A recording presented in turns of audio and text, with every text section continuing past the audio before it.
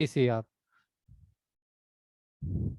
And later, when we have the real-time PCR, then we have the appropriate quantitative PCR technique tools, which can be utilized using the real time. And mainly two are the most prominent ones. One is Tachman chemistry and another one is the cyber green chemistry.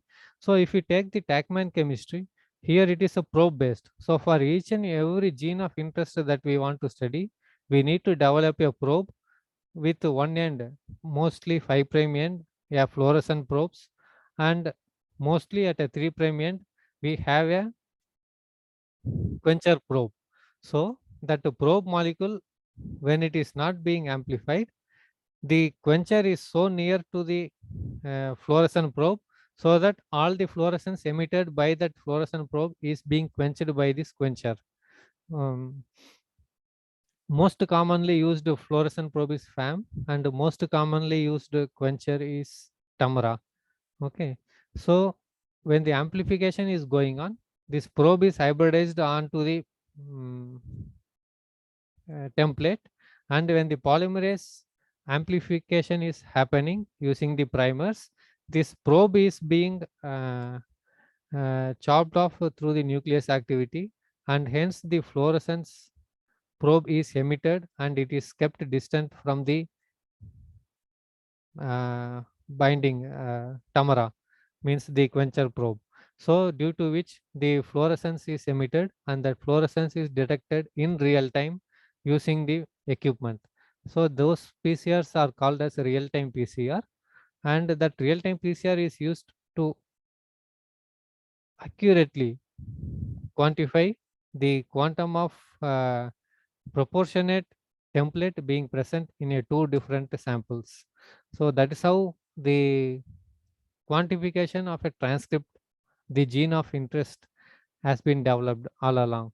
And if we see, it is initially only cDNA library and EST generation, but later we have advanced to such an extent that we could detect and quantify with a short fragment using a PCR technique to exactly quantify. And even now, this quantitative PCR using real time is considered as a gold standard. So such kind of advancements are there, and this is feasible and this is practicably applicable only when we have few set of genes. That is the major drawback here. Like for example, whatever the gene of interest we have, we need to know the sequence of the gene, and also we need to have a primer which specifically binds only to that gene. Like for example, we may have 5 or 6 copies of a gene and we call it as a gene family. So there may be 6 genes of a same gene family in a particular organism. And if we use the particular gene fragment for amplification, it should be specific to the particular gene among those 6 genes, so that we don't have the cross contamination or to avoid the false positives.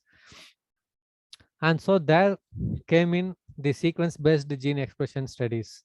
So here initially the sequence based gene expression studies are done using cDNA library, and with the help of normalization factors through either reduced representation or like others similarly, so that here we reduce maximum to the commonly expressed genes and we enrich those that are differentially expressed, and among those, because it is easy to find, like for example, if you have 100 balls of which 80 balls are white and only 20 balls, among those 25 are black, and if you want to study and identify only that one among the 5 black balls, then among the 100, it is much difficult to trace. Whereas if we remove all the white balls, it is much easier, because white balls, let us assume it as a housekeeping genes, or which are expressed across the events, across the developmental stages, and at both control and treatment conditions. So that's not going to change anyway. But so if we reduce that representation, then it is much easy and much clear to identify and target the gene of interest. And having said this much, when we take a PCR plate, we have 96.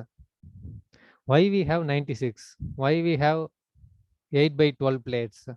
So this is really a question. Why not 50? Why not 25? Why not 100? Why specifically 96? that question came to my mind, and when we searched into the answer, we found very interesting answer that I would like to share with you all. It is during the World War II, they wanted to test for the influenza virus. So at that time, for each and every test, it is much difficult to make washing the test tubes. So what the inventor did, with the help of four fingers, he used four that rods, spiral rods they say. So for each finger, for left hand and right hand, each of the four fingers excluding thumb, they used four rods in both hands. So it becomes 4 into 2, 8. So that's how he used to dip, and then he used to keep in the test tube. So at a time, to test 8 samples they used, and in a set of array they just used that same 4 to test it all along. So that's how it was done, and initially it was 8 into 10. That's how that initial testing was, using test tube and even that deep well plate. That was done initially fabrication during the World War II with 10 into 8. But later, with the standard systems, as we standardize and develop, it has been made into 8 into 12 plates.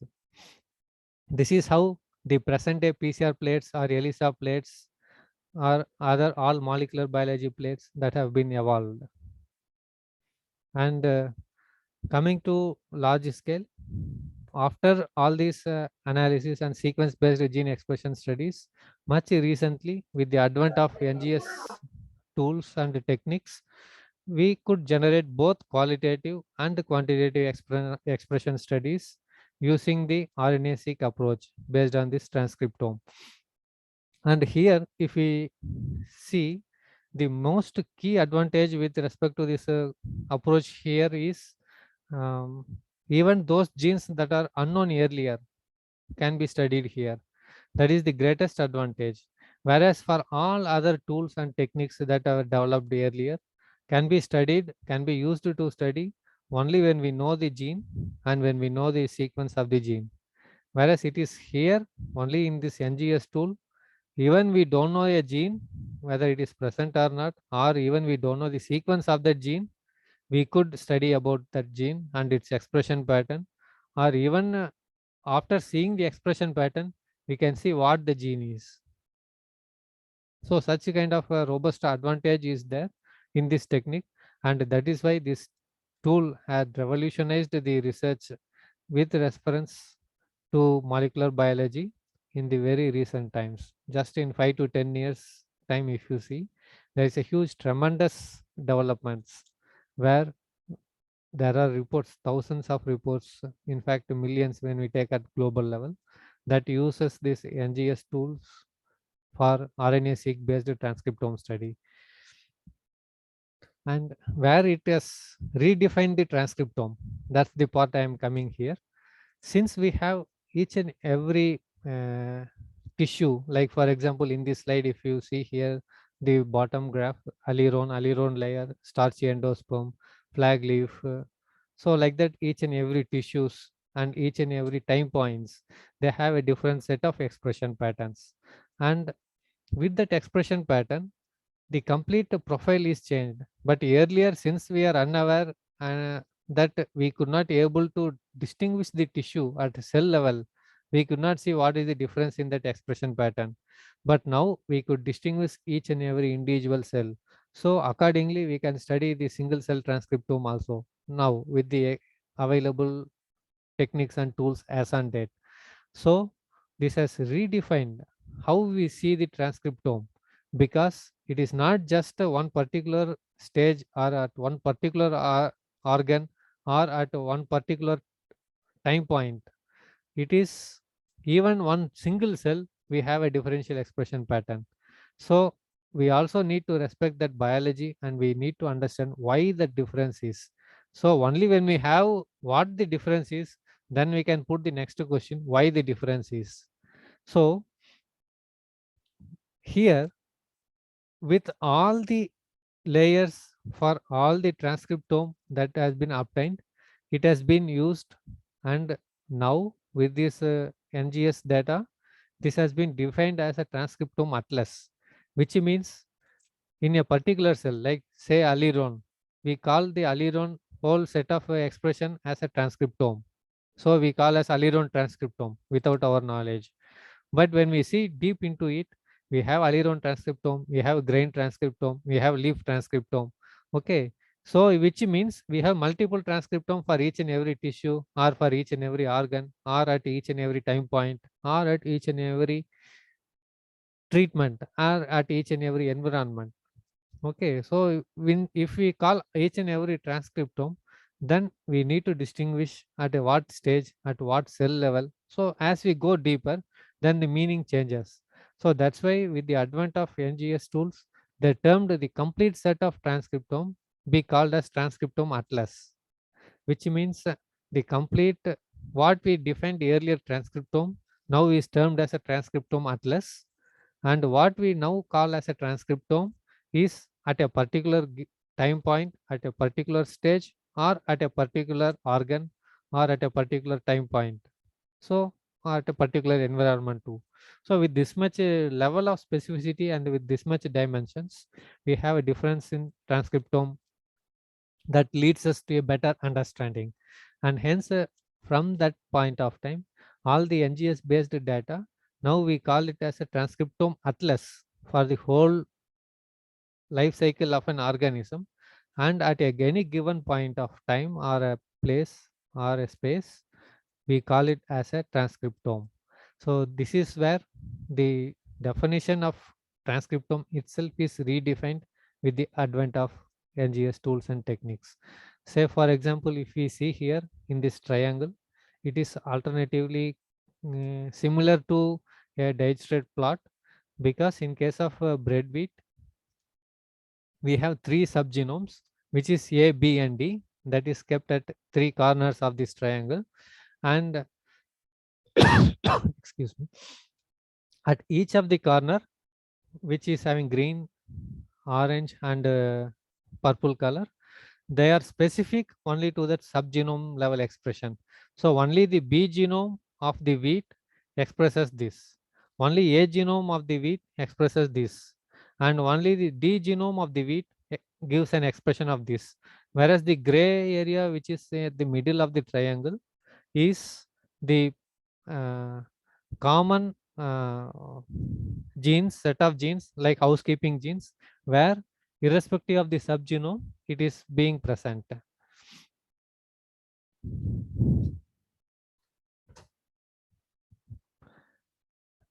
Excuse me. And if you see this yellow one here, which means there is a and B subgenome which has a biased expression. And just to please give me a minute.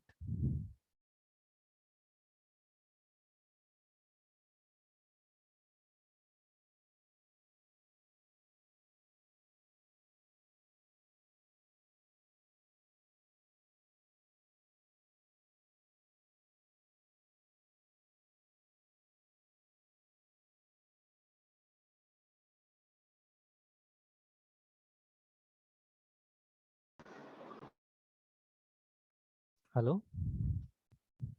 Yes, sir. Yes, Yeah, yeah. Thank you. I am back. Sorry for that. sir. You're audible, sir. You may Yeah. no problem, Okay. no problem, sir. Yeah, thank you. Here, if you see this yellow line, which is in between this A and B, which means these set of genes are dominated during the expression from both A and B subgenome. And if you take this green panel between this purple and orange, this is the set of genes that are expressed with domination from B and D subgenome. And the bottom basal line with turquoise blue set of genes, they are spotted to have a dominant way of expression between A and D subgenome, which means both A subgenome and in D subgenome, these set of genes are dominantly expressed. And as I mentioned earlier, the central part is the mostly housekeeping genes, or they don't have any distinction or biasness towards a single subgenome or a set of subgenome, and hence they are placed at the central level. So if you want to study expression for a genome specific thing, we should not take a housekeeping genes from the central gray area. we should take any one of the spotted genes among this green panel at the corner of the A, which is uniformly expressed across the stages and across the technique. So here, not just like we are using one ubiquitin gene or any actin gene or anything that has housekeeping genes. So this would redefine us to choose the appropriate housekeeping genes based on the gene of interest or the subgenome of interest. So accordingly, we can standardize our measures to understand the exact biological phenomena, why it is so.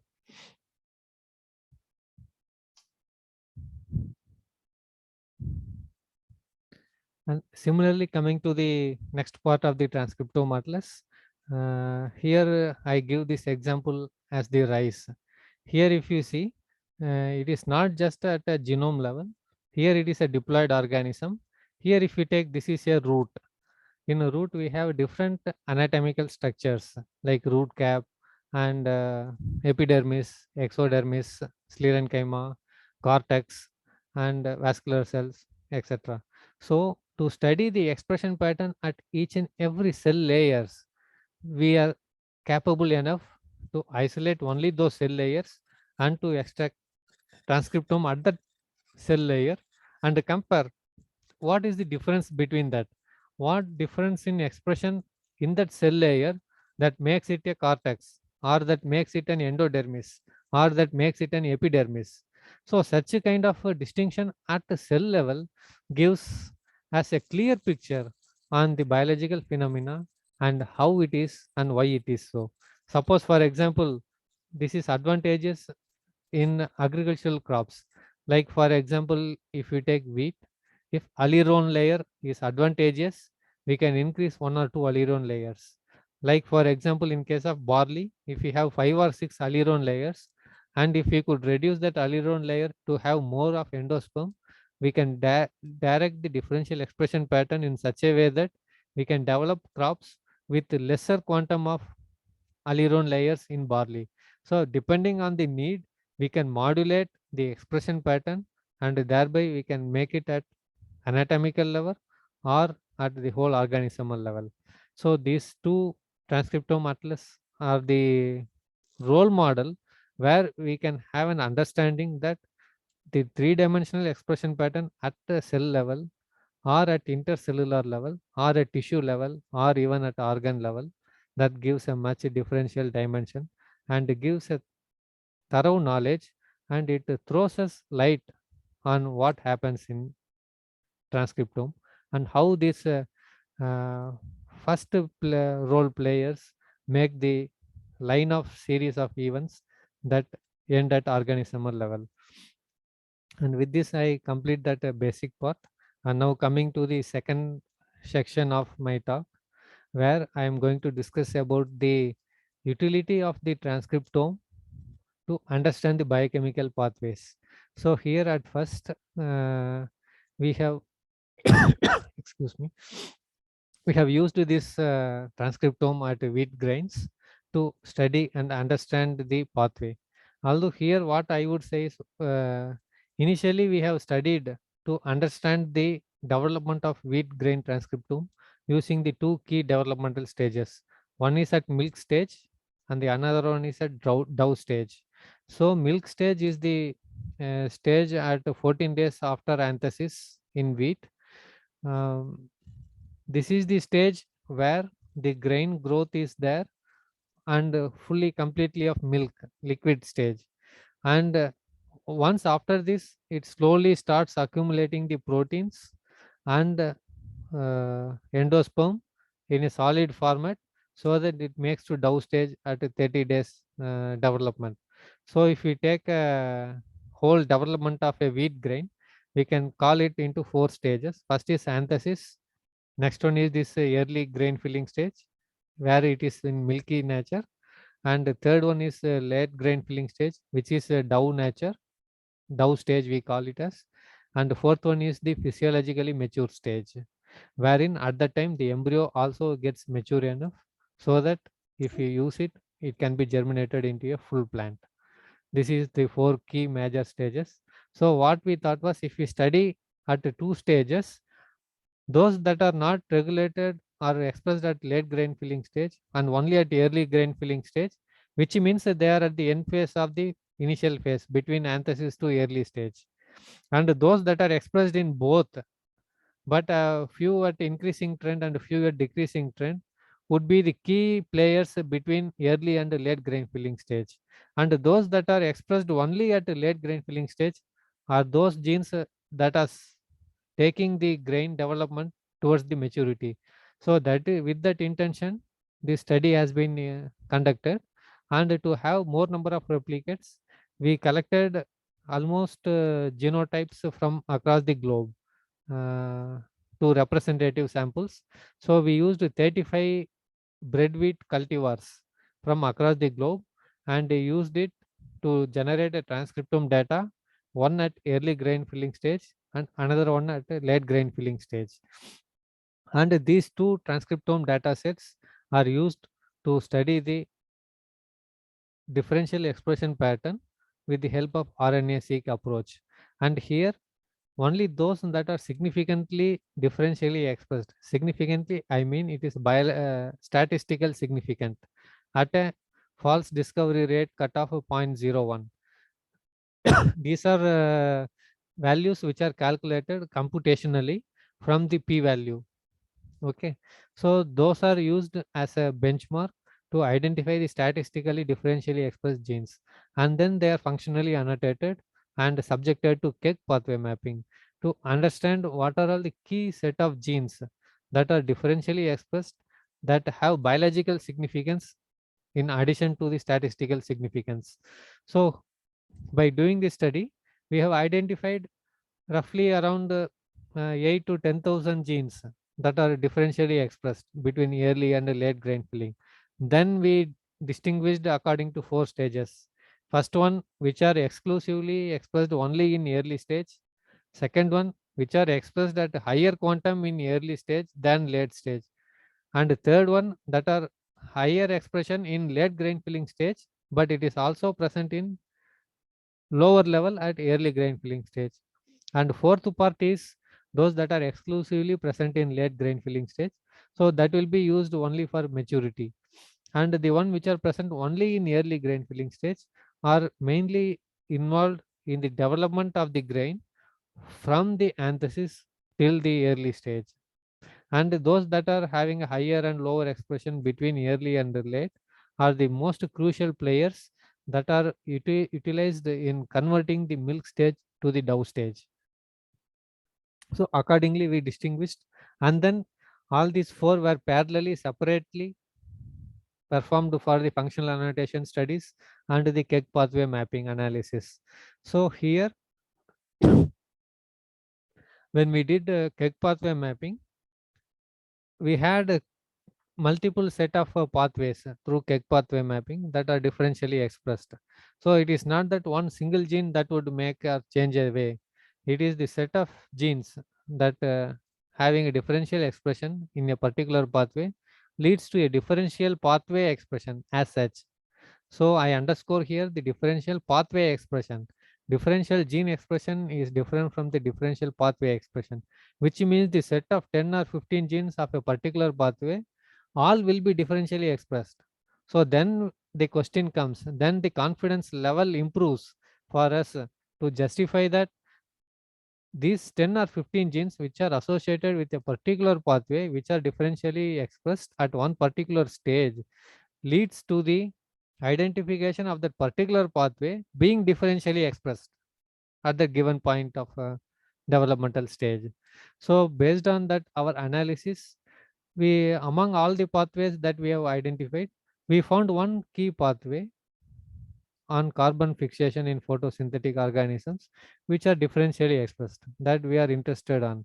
So when we that highlighted in this red circle here in this Keck pathway map, so when we took keen interest and when we looked into the data, we found all the genes that are associated with this pathway.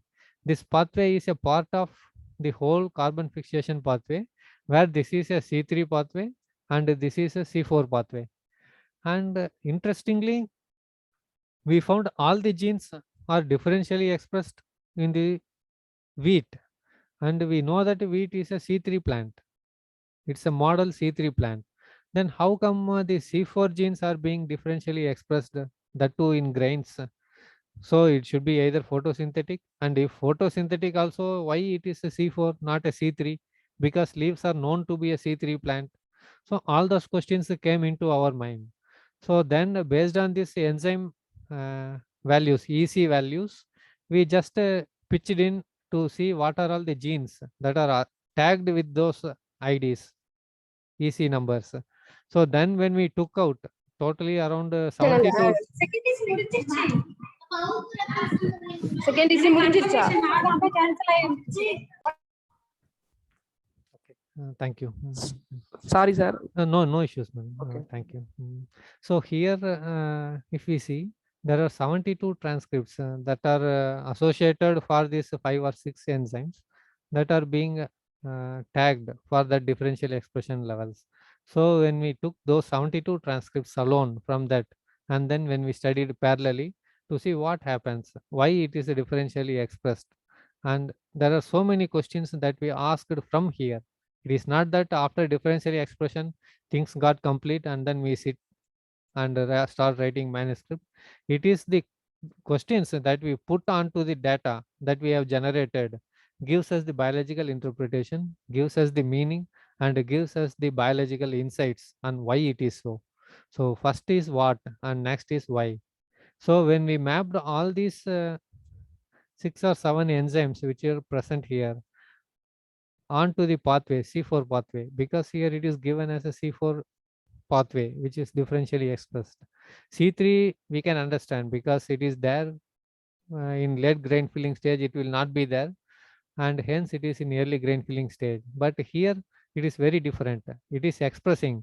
If 1 or 2 genes of C4 pathway is expressing, we won't mind, because there might be a false positive, or that may be a reason for any different pathway, because we know that C4 pathway itself is a neofunctionalization event wherein all the genes were available in the C3 plant, but its role is changed towards the C4 photosynthesis, only specific gene copies.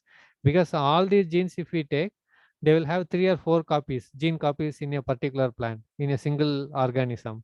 But only one of that copy is used for C4 pathway. The rest are used only for C3 pathway. Means C3 pathway in the sense like anaplerotic reactions, like in a root structure or some other where it has a different kind of functionalities.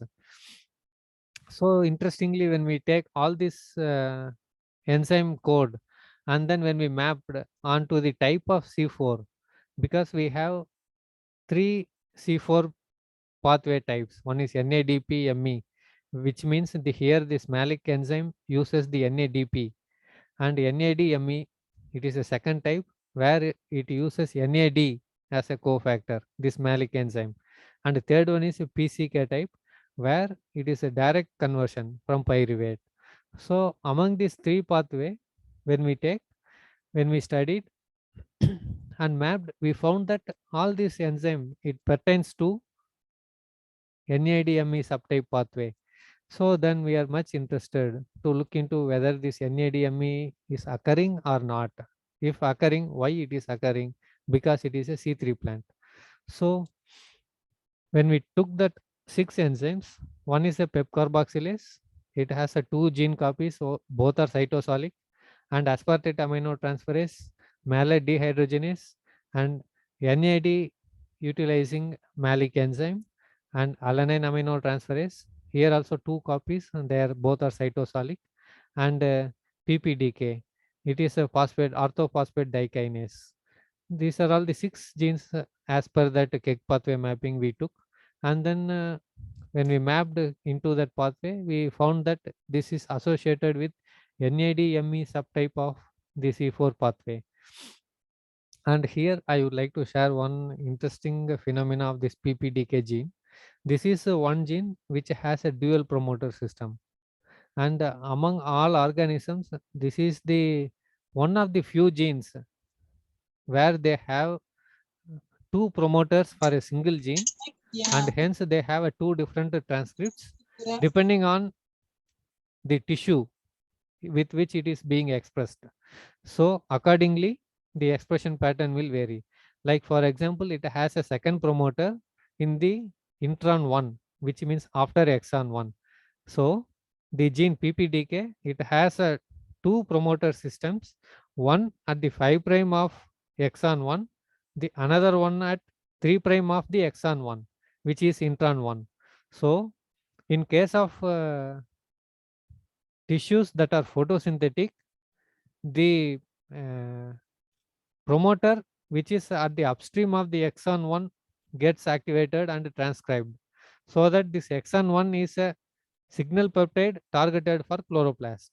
Whereas in case of root or other non-photosynthetic tissues, the same gene is expressed from the intron 1, so that it doesn't have an exon 1 which is targeted for chloroplast. So the regulatory mechanism is not known yet, but it has been identified that it is the single gene copy, but with a dual promoter system, it plays a different expression pattern in different tissues. And so when we identified in wheat for all the 6 genes, how many gene copies are there? Because we know that the C4 pathway is a neofunctionalization event, we need to have at least 2 copies for each of the gene. So when we identified, we could distinguish it based on the organelle location, like mitochondrial targeted would be of a C4 type, or chloroplast targeted would be of a C4 type, or C3 type. So accordingly, we categorized each and every, like for example, PPC both copies are cytosolic. So here, how to distinguish between a C3 type and a C4 type? So when we looked into the public domain, we had a database of transcriptome for leaf and root.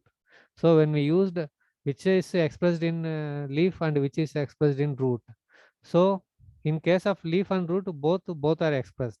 But then we took whichever is expressed high in root would be of C3 type. With that assumption, we did prediction and we distinguished here. Whereas in all other 4 genes, the actual targeted like cytosolic one is C4 type, mitochondrial is C4 type, and the rest are C3 type. So there the job is much easier to distinguish between a C3 type and C4 type. If you take a dehydrogenase gene, maladehydrogenase, it is a mitochondrial type is a C4 and cytosolic is a C3. So like that we could easily distinguish all other things. And once we had this data, we didn't complete that. Then we put so many questions to our data. Like, are there any reports on the C4 specific genes in for C4 photosynthesis earlier in wheat or in related species? And do they reported the presence of the metabolite through the C4 pathway? So like that, we had a series of set of questions that we framed ourselves, and then we looked into our data, and then we started a literature search whether these are available or should we need to look into experiments to do that. And interestingly, when we did a literature search for all these questions, we had answers for all these questions in bits and pieces, and all these were addressed in 1970s and 1980s, where at that point of time we all had a mindset that the Kranz anatomy is very important to accomplish the C4 pathway.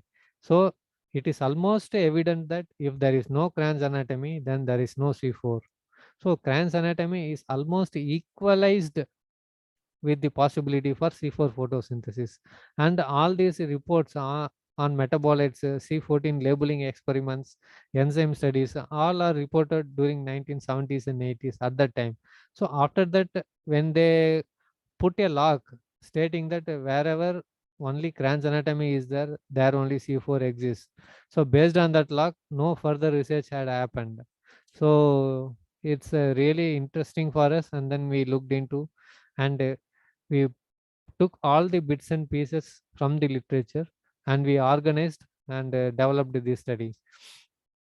So we want to see what is the transcriptional level for each of the gene from our data. So based on that, we took here and we studied.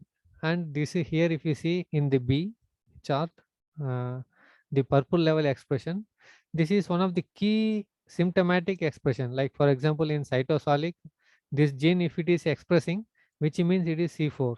Like if there are more than 100 folds of expression of this gene, then it is a C4. So even to distinguish a plant whether it is a C4 or not, they used the expression level of this gene. And this gene is typically highly expressed here in the grain at the early development stage. So this gave us a much greater clue and confidence that there is much possible of similar nature here, because all other genes are also expressed and this signal is also much positive. So we wanted to see how it happened between a leaf and a grain. Since we didn't have a leaf transcriptome, we used the publicly available leaf, root, and grain transcriptome, and then we studied. And when we doing that study, before to make that study, we want to make ourselves confident. So when we looked into the literature, as I said earlier, in 1976, in biochemical biophysical research communications, these two persons, they have did research in barley grains, and they have published for evidence for C4 photosynthesis, and they used the C14 labeling experiments, which is considered to be the gold standard even today.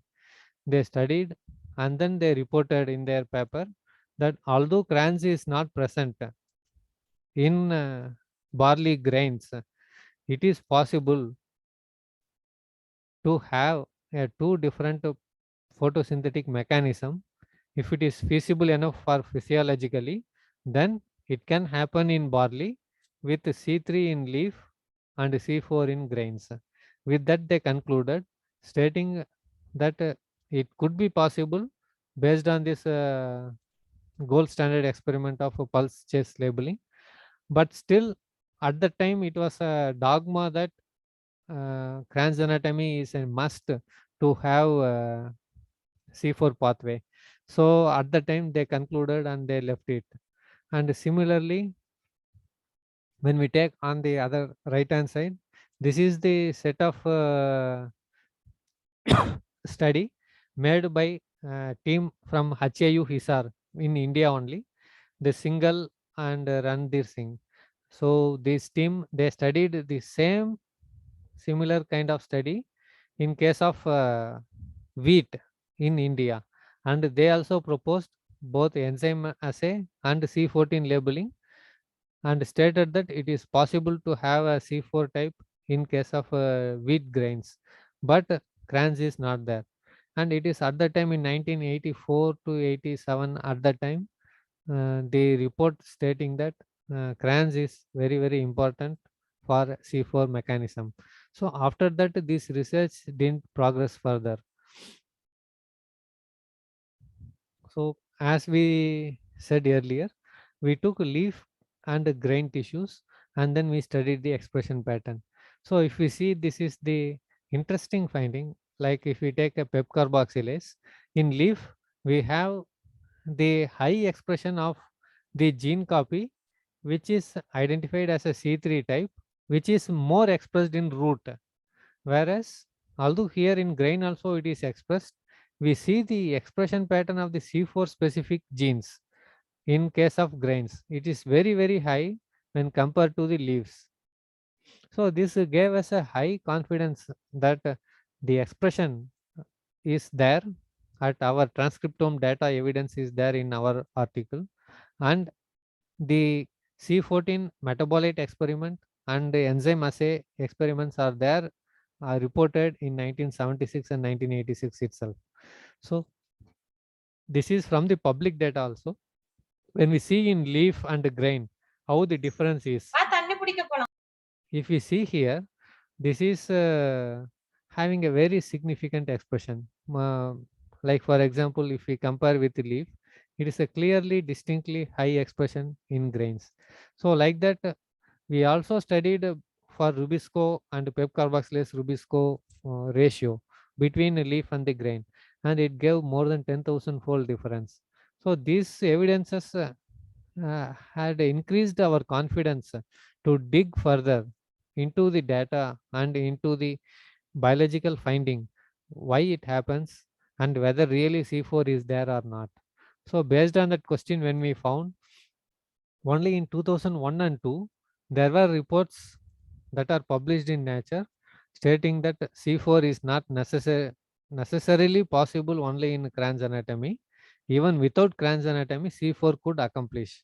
So that is present and documented as a single cell C4, which I discussed earlier in my preliminary on transcriptome data sets, like a single vacuole making a compartmentalization type, giving one set of expression of genes at one side of vacuole and another set of expression at another side of vacuole, and hence the single vacuole within a cell makes it a compartment like a bundle sheath and mesophyll, and metabolites are shifted between one end to another end, and thereby it is accomplishing a C4 type pathway within a cell without a Kranz anatomy.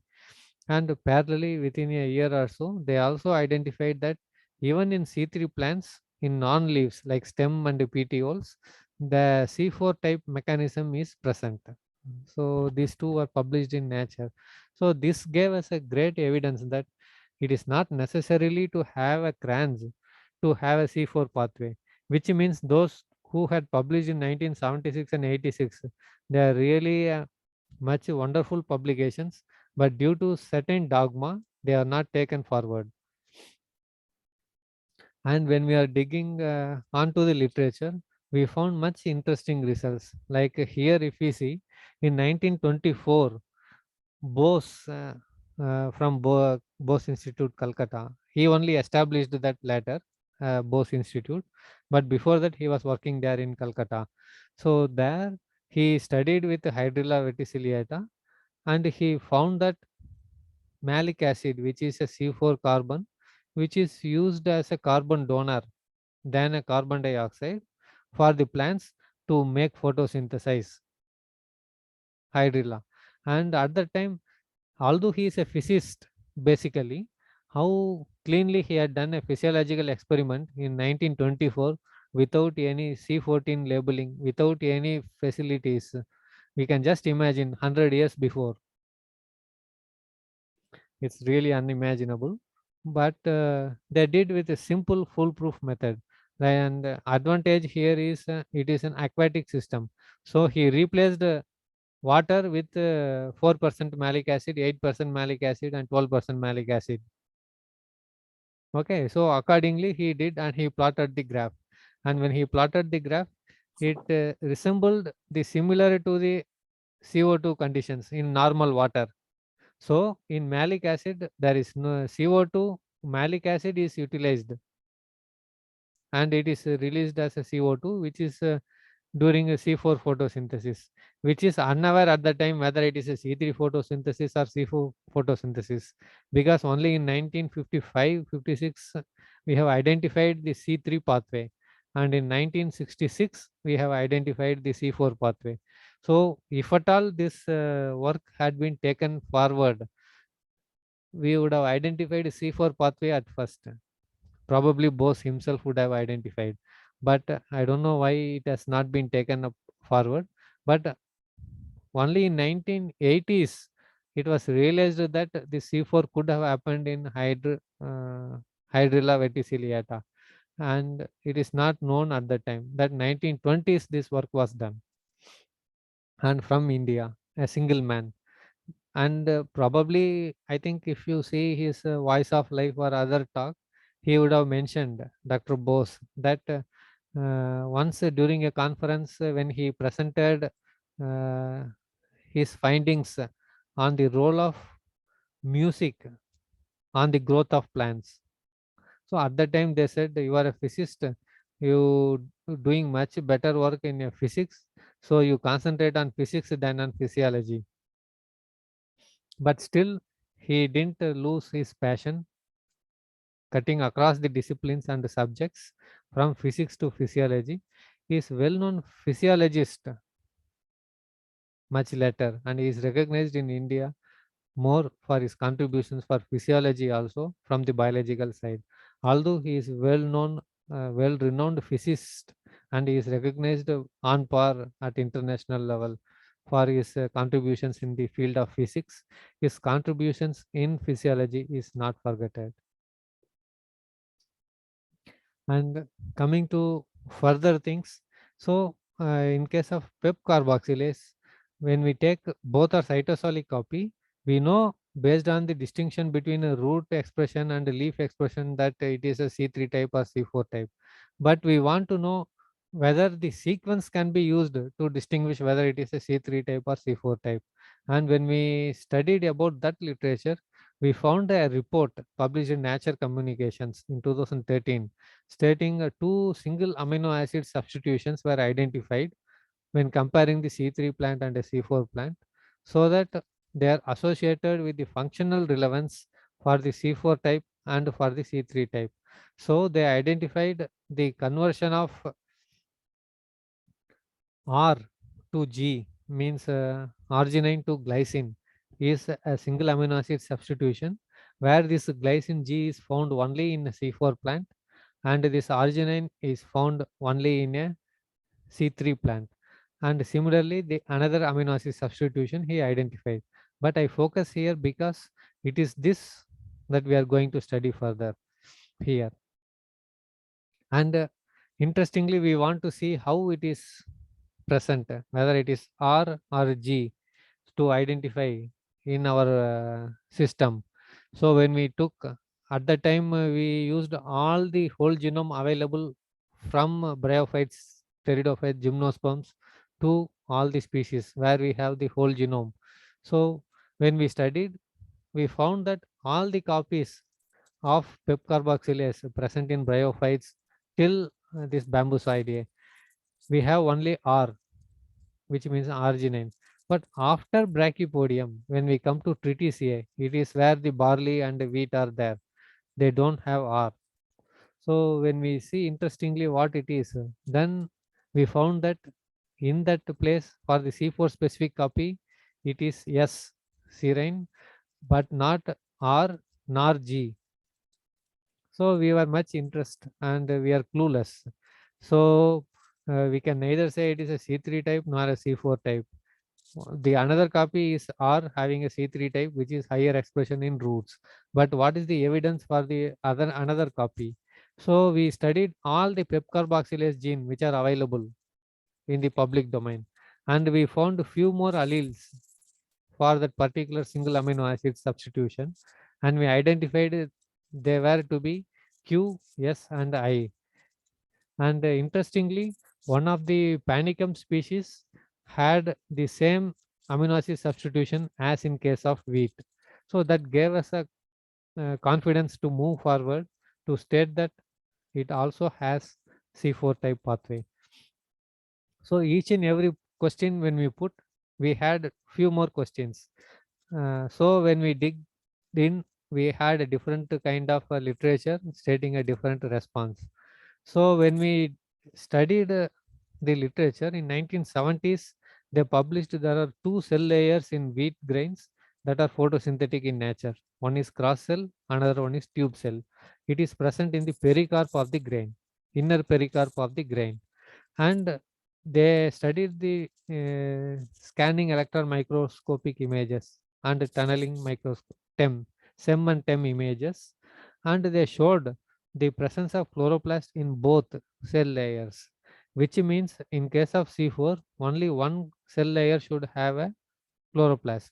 Like for example, if we see grain, mostly tube cell should have, which is the inner layer, should have the chloroplast, whereas the cross cell layer should not have. But both cell layers are photosynthetic and both cell layers have chloroplast. Then how C4 is happening? So when we checked in, this is a study made in Amaranth, and they proved that when the leaves are much younger, they do have chloroplast in both bundle sheath cell and in mesophyll cell. Whereas when it matures, which is identified here in D panel, there is no mesophyll cells with chloroplast. So there is a regulation pattern as the leaf grows. So at a younger stage, there is no compartmentalization of rubisco, and hence chloroplast is present in both, and hence it parallelly has a C3 pathway and a C4 pathway. And when the leaf matures, it has a clean C4 pathway. And interestingly, this amaranth is also a NAD ME subtype C4 pathway. And based on all these evidences, we compiled and we put forth and we proposed for a non-crans NAD ME subtype C4 photosynthetic pathway, which is accomplishing in wheat grains without compartmentalization of rubisco, and hence both cell layers have chloroplast, and both accomplishing C3 pathway by its own, and in combination they accomplish a C4 pathway. So accordingly we proposed a model stating using with C cross cells of a mesophyll cell like, and tube cells are of a bundle sheath cell like, and they accomplish a C4 pathway. And this is the study which on completion we published in scientific reports of a Nature publishing group. Here, although we started with the transcriptome, after the study we have put many questions onto the data, and we need to look for literature whether that questions are answered with the existing body of literature or not. If not, we need to plan the experiment to conduct the study and to prove experimental evidences to prove it that they are experimentally valid. Then we can have that functional biological meaning here. So this is how the transcriptome could be taken up at a series of steps to identify and decipher the complete biochemical pathway. And after our publication, because at that time till date there were no publications stating NADME subtype having accomplishing without crans, but only in 2020 in Otelia alismoides, in that plant they have reported the NADME subtype C4 photosynthesis to accomplish without any crans anatomy, but only with epidermal and mesophyll cell layers. And further, in same 2020, another study in sorghum on the grains, sorghum grain, photosynthetic grains. So what is its contribution and how it is? So when they studied and they reported in plant cell that this sorghum grains do photosynthesize, means not it here it has interestingly two successive spikelets. One is sessile and one is pedicellate. Though so this pedicellate type they have only contribution, whereas this sessile one only one has the grain, another one doesn't have a grain. The sessile type is bisexual and has a grain with on, whereas this pedicellate type, it is only male flower. They don't form a grain, and but however they contribute significantly for the grain weight. So this plot underscores and subjects that there is a contribution at a significant level for the presence and contribution of photosynthesis to the grain from the pedicellate spikelet. So if they are removed, then there is a significant reduction of up to 5.2% in the average grain weight. So which means that they contribute significantly for the grain weight in sorghum panicle. It is not that they are sessile and they don't form a grain. They help aid form the grain with a higher weight. That's what their study reports. And their pulse chase experiment, it reports on the presence of C4 pathway, but which is much less efficient due to the presence of parallel C3 pathway mechanism also. So what we infer from here is all the non-foliar type which is in grains, they have a similar type of pathway like an orthologs. Orthologs of two different species are more closely associated than the paralogs within a species. So by knowing that phenomena which is acceptable at universally, here we say that the photosynthetic mechanism in sorghum grain and in wheat grain and barley grain are similar in nature, which are weak in nature, and they establish in combination with a C3 type, so its efficiency is lesser, whereas the leaf of sorghum grain is much high efficient, and it is a well-known model C4 plant, sorghum, maize, and sugarcane, whereas rice, wheat are well-known C3 plants. So with these findings, we complete the second part of the talk, and coming to the third part of the talk, here using the transcriptome data sets, how we used in a rice to identify the C2 pathway. The C2 pathway is a specific part of the photorespiratory pathway wherein the released CO2 from the glycine decarboxylase event is being refixed with the chloroplast. So it is a kind of anatomical mechanism that are changes in the plant between the bundle sheath and mesophyll cells so that it doesn't allow the CO2 to release out. So it is being refixed, and thereby the lost CO2 is refixed in the chloroplast and taken into the metabolite circle. And that is how the C2 pathway works in certain C3 plants. So this gives an efficiency in accumulating the biomass, which is near equivalent to C4, although it is not as robust and as capable as C4. It is just like a prevention of loss. And so, let's have an understanding on this, what the C2 photosynthesis is. Like for example, here this is the initial C3 type, and this is the optimized C2 type. So if we see here, these blue circles are CO2 molecules, and this one is mitochondria, and this is chloroplast. So if we see here, finally in the C2 mechanism, all the mitochondria are just enriched with chloroplast, so that whatever the CO2 released through the action of GDC is being refixed through this chloroplast. And even if few CO2 that are released away in the plasmodesmata near, they will have chloroplasts that are lined up to prevent the release of CO2 so that its loss is prevented. Similarly, for the mesophyll cells, the GDC itself is inactivated so that there is no CO2 formed on the part of a photorespiratory mechanism in the mitochondria of the mesophyll cells. So if you see here, in C3 type, GDC is present here also and here also.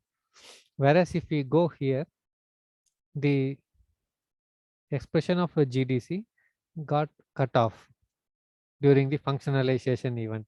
This is how the evolutionary role takes place. And if we see the evolution of a C3 to C4, it has been documented that C2 is one of the key intermediate events for the evolution of the C3 to C4. Although we know there are a few plants which are C3, C4 intermediates, recent studies underscore that they are developed based on the hybridization events between the two closely related species. One is C3 and another is C4. On the hybridization event, it gives the C3, C4 intermediates. That is the present scientific findings. Now coming to C2 pathway in rice, how this can be used? Because this C2 pathway, which is studied in the naturally existing C2 pathway in plants, we know that if we downregulate the glycine decarboxylase in mesophyll cells, at least we can prevent the loss. That is one normal mechanism. But how to refix or how to bypass that pathway? Because this photorespiration pathway itself is evolved to neutralize the toxic compound which is produced through oxygenase activity of the rubisco that forms a two phosphoglycolate. So that 2-phosphoglycolate to be neutralized from its toxic nature, for which this photorespiration pathway itself is evolved. So can we bypass the photorespiratory pathway to avoid the total loss? Then focusing on the specific targeted mesophyll silencing of a glycine decarboxylase, because this glycine decarboxylase presence is much important in a normal plant system, even in non-photosynthetic cells. So if we silence directly glycine decarboxylase totally in the genome, we may not get the plant. So we need to specifically, in targeted approach, silence only glycine decarboxylase in mesophyll cells, which is very, very tricky. And hence, than that, is it a easier way to develop a bypass? So after studying both the bacterial systems and the existing plant systems with the C2 types, they gave three kind of bypasses that could be theoretically feasible to avoid photorespiration or to overcome the toxicity of the compound being produced through photorespiration. So among those study, they have till date published 5 photorespiratory bypasses through which we can overcome the loss of CO2. So these are all the first 3 photosynthetic bypass, like Kabish bypass, which is published in Nature Biotechnology in 2007. They used E. coli genes in Arabidopsis to prove to have a biomass of up to 30%. Similarly, there were 2 more bypass. One is present in chloroplast itself, another one in peroxisome. So this released CO2 need to go to chloroplast to avoid the refixation, and hence the first one and the third one are the 2 bypasses that are practically valid for its utility in a crop plant to improve yield and biomass. And this is the fourth bypass, which is present in Orisa using transgenic approaches, wherein they used the Orisa genes itself and developed a transgenic. Technically, we need to call it as a cisgenics because of only Orisa genes, not genes from other organism. They termed this as a GOC pathway because it has a 3 genes: GLO, OXO, and catalase. So these 3 genes are transgenically made to express in chloroplast to overcome the toxic mechanism of the glycolate that is formed through the oxygenase activity. And another fifth one is called the South bypass, which is published recently in Science, wherein in addition to the earlier 3 pathways, they also used RNAi approach to silence the expression of the transporter gene membrane, this LGG1 plastid. So this will stop moving the 2PG outside, glycolate outside, so that whichever is produced through oxygenase activity of Rubisco will be recycled using the photorespiratory bypass installed of any of the 3 events. And they have proved that it is much better, and they have a 24% increase in biomass when compared to its wild type in tobacco. These are all the 5 photorespiratory bypasses present. And coming to our study, so what are all the genes that are differentially expressed? So here we took 3 genotypes and 3 different tissues: leaf, grain, and peduncle. Here leaf is the photosynthetic tissue of leaf, whereas a grain and peduncle are the non-foliar but photosynthetic tissues. So what we took grain is a 3-day-old grains, so that they don't have neither milk stage nor any grain formation, so that we have the maximum quantity of the pericarp alone. So it will have only the pericarp and aleurone layers present in the grain, which are immediate formation. And it is during the development stage, the slowly milk stage comes, and then the dough stage comes in grain. So we want to avoid both milk stage and the dough stage. So we took 3-day-old early grains, which are very green in nature, and they are photosynthetic too. So for that study we took. And when we did the differential gene expression studies using RNA-seq approach and functional annotation, we found that all the genes of photorespiration are significantly downregulated in case of grains when compared to its leaf. If you see here, this is the first gene, chloroplastic phosphoglycoid phosphatase. It is much significantly downregulated when compared to its leaf in all the three genotypes. And similarly for other genes too. If we take here, see the expression level of this gene in leaf and in grain. So which means in grain there is a significant reduction in photorespiration when compared to leaf. And then now a question comes. It is natural that a non-foliar tissue will have a lesser expression of photorespiratory genes because it has a less photosynthesis genes too. So we need to address that question. So what we did, we also studied the Rubisco level of expression for those same genes. And when we studied for Rubisco level, and we used that as a threshold, like for example, the ratio of expression of Rubisco between leaf to grain is kept as a threshold. And whenever the ratio of leaf to grain for the photorespiratory genes are greater than the threshold of the Rubisco, then it is biologically significant and important in spite of its statistical significance. So we derived biological information based on that devised strategy with the existing data.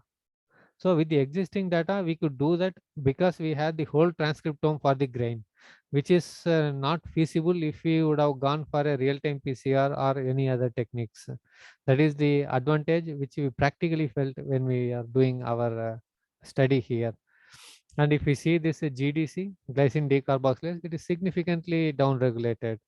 And all the genes, the single gene copy, they were higher in threshold when compared to the Rubisco ratio. That's why I put here all the data. And parallelly, interestingly, we found one gene which are significantly highly expressed when compared to leaf. So if you see here, in leaf, this gene is a very low expression, whereas in grain, it is very high expression, this purple one. Although we have the gene copy of the other, it is the specific this copy which is more important. And we want to know why this gene is a conversely high expressed when compared to leaf and grain. And when we studied, we found that this pyruvate dehydrogenase complex gene, which is targeted to chloroplastic, this purple one, is highly expressed in grain, and it is known to act not only on pyruvate to form acetyl CoA, it also acts on phosphoglycoate in chloroplast itself and forms CO2 and acetyl CoA.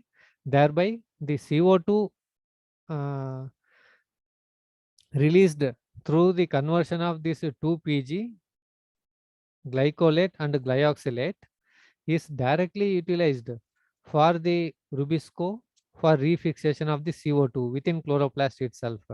And not only that, with the increased components of CO2, there is a balance of a higher CO2 concentration in chloroplasts that avoids and prevents the oxygenation reaction of the Rubisco.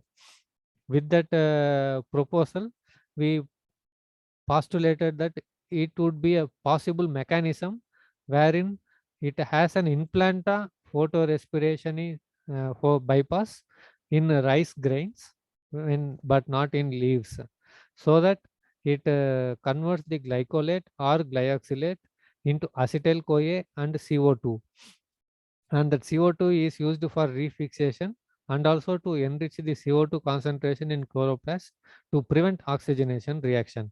So that balance is automatically maintained within that small cycle. But one question is, where do the acetyl CoA go? What will happen for that acetyl CoA which is formed due to the higher expression of this particular gene in grains? That question we put. So when we put that question, we identified that acetyl CoA is one of the preliminary compound for diverting, for driving the fatty acid biosynthetic pathway. So to drive the fatty acid biosynthetic pathway, acetyl-CoA is a precursor, and ACC carboxylase is the key gene that is helped converting this acetyl-CoA and diverting to the fatty acid biosynthetic pathway. So we want to see whether this is due to the formation for the biosynthetic pathway of fatty acids. So we studied the expression pattern of ACC carboxylase between leaf and grain, but they don't have any significant gene expression between leaf and grain for ACC carboxylase. Then we had a question, why then it makes it so much of acetyl CoA, where it will go, what will happen for those acetyl CoA which is formed in chloroplast. And to our interesting thing, we found that nearly 30% of the plastid proteins, they undergo the N-terminal acetylation. It's a post-translational modification process wherein it uses the acetyl CoA as the molecule to make this acetylation for the N-terminal proteins to uh, go for the three-dimensional maturing protein in chloroplast, which means roughly 30% of the plastid proteins to have the N-terminal acetylation, it needs that much quantum of acetyl CoA. And since there is no significant upregulation of the ACCase that drives the fatty acid biosynthetic pathway, we propose that those acetyl CoA which are formed through this PDC gene would be used for the N-terminal acetylation process. That's what we proposed, and based on that, we proposed a pathway here that by overexpression of this PDC gene in C3 plants leaf chloroplast, we could help refix the CO2 and through the conversion of this glyoxylate to glycolate, so that we diversify the pathway of a photorespiration to here itself, so that all accomplished within chloroplast itself. Thereby this would enhance the biomass at least by 20 to 25%. So this is what our finding that has been studied using the transcriptome data between leaf and grain.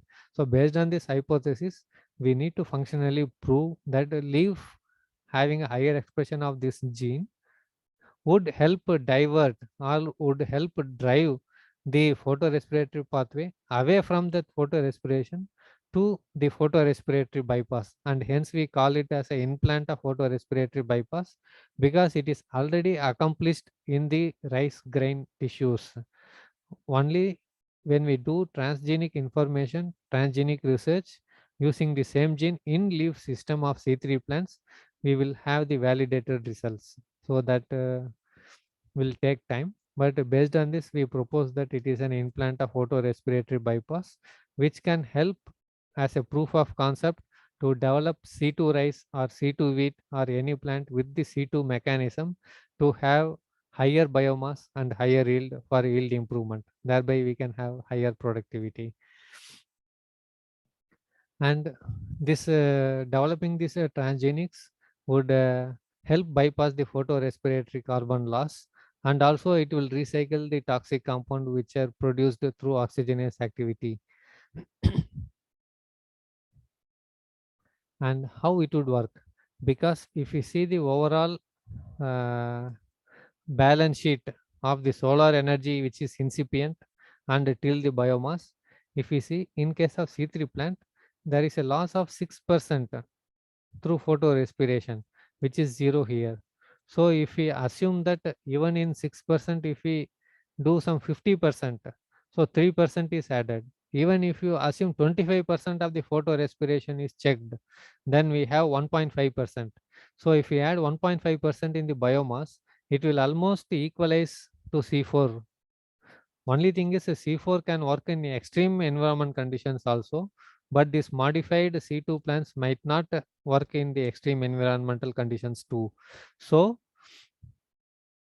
this can be used at appropriate environmental stage to have a higher biomass with a special reference to crop plants. Even if we assume we check the 25% of the photorespiration, using this gene, because one gene cannot control the total photorespiration. However, keeping in mind at least it would be possible for the 25% to curb, so that it is diverted from the loss to the biomass. So it will help enhance the uh, yield and productivity, and thereby this C2 concept should work in agricultural crops and also in non-agricultural crops, where the C3 is the basic mechanism. And with this I complete my talk, and special thanks to the team at Coffee Australia, especially the where I worked on the C4 rice, C4 wheat, and here this is the team members with whom I worked on the C2 rice. Here it is C4 wheat and C2 rice, one at Australia and one at India.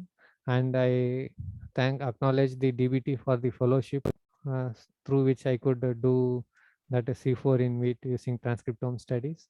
And I acknowledge the ICR for funding to study the C2 rice pathway in India at our institute through the incentivizing research on C3